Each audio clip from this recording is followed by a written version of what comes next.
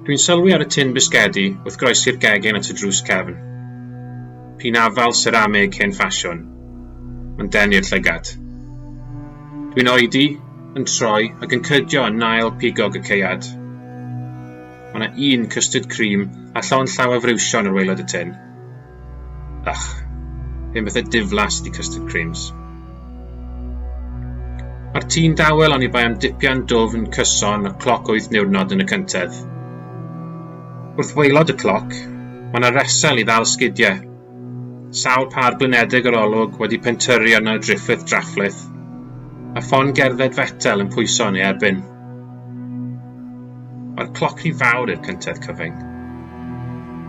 Dwi'n ailosod y caead ar y tin, y custard cream heb I gyffwrdd, ac yn cerdded tuag at y cloc gan edrych ar y lluniau wedi fframio sy'n gorchuddio'r wal. Amrywiaeth y luniau ysgol yn o'r rhan fwyaf. 3 na 4 plentyn gwahanol, 2 merch ag 1 bachgen.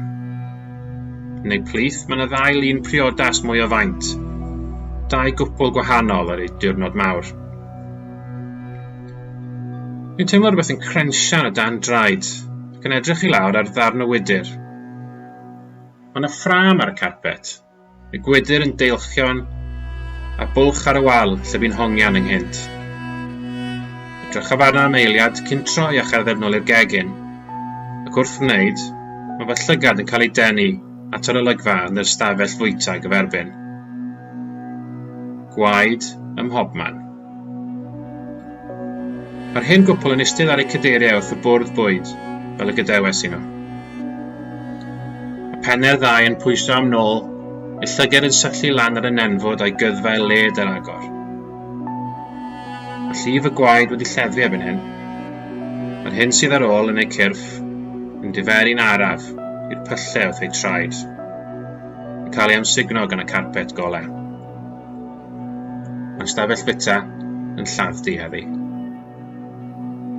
Dwi'n astudio'r olygfa yn ofalus am amser hir, cyn cerdded yn araf nôl i'r gegin.